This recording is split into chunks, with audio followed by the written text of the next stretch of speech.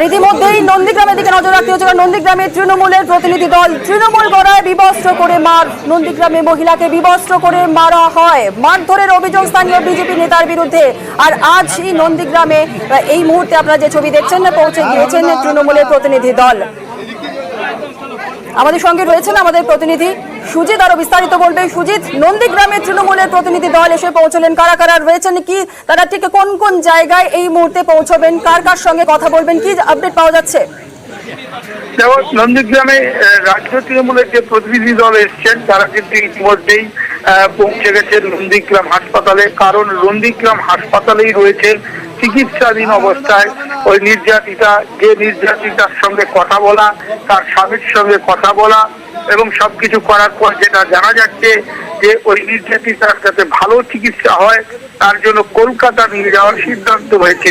কুণাল ঘোষ, বীরবাহ হাঁসদা, নোলা সেন, সায়নী ঘোষ, দেবাংশু ভট্টাচার্য, শিউলি সাহা সহ একাধিক নেতৃত্ব এসছেন এবং যেখানে কিনা তারা কথা বলছেন হাসপাতালে ঢুকে নির্যাতিতার সঙ্গে মহিলা প্রতিনিধিরা কথা বলছেন এবং অন্যরা কথা বলছেন ওই নির্যাতিতার স্বামীর সঙ্গে।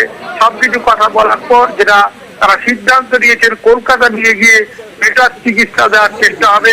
অন্যদিকে থানাতেও যাবেন এই প্রতিনিধি দলের সদস্যরা, জনেরা তারা দাবি করবেন 6 জনকে গ্রেপ্তার করা হয়েছে, কিন্তু আরো অভিযুক্ত বা তারা রয়েছেন বলা যায় পুলিশের হেফাজতের বাইরে, তাদের গ্রেপ্তারের দাবি জানাবেন। এবং ইতিমধ্যেই মহিলা ওয়ার্ডে মহিলা প্রতিনিধি দলের সদস্যরা তারা নির্যাতিতার সঙ্গে আর যারা তার স্বামীর সঙ্গে কথা বলে সবকিছু জানার চেষ্টা করছেন কুণাল ঘোষ, দেবাংশু ভট্টাচার্যরা, এবং সব কথা বলার পরেই কিন্তু সিদ্ধান্ত যেটা নিয়েছেন তারা যে নন্দীগ্রাম হাসপাতাল থেকে কলকাতায় নিয়ে গিয়ে ভালো চিকিৎসা যাতে করা হয়। প্রথমে তার ভালো চিকিৎসা দরকার, কারণ প্রচন্ড রকম ভাবে তার উপর বলা যায় যে মারধর করা হয়েছে, তাদের বিক্ষোভ করা হয়েছে।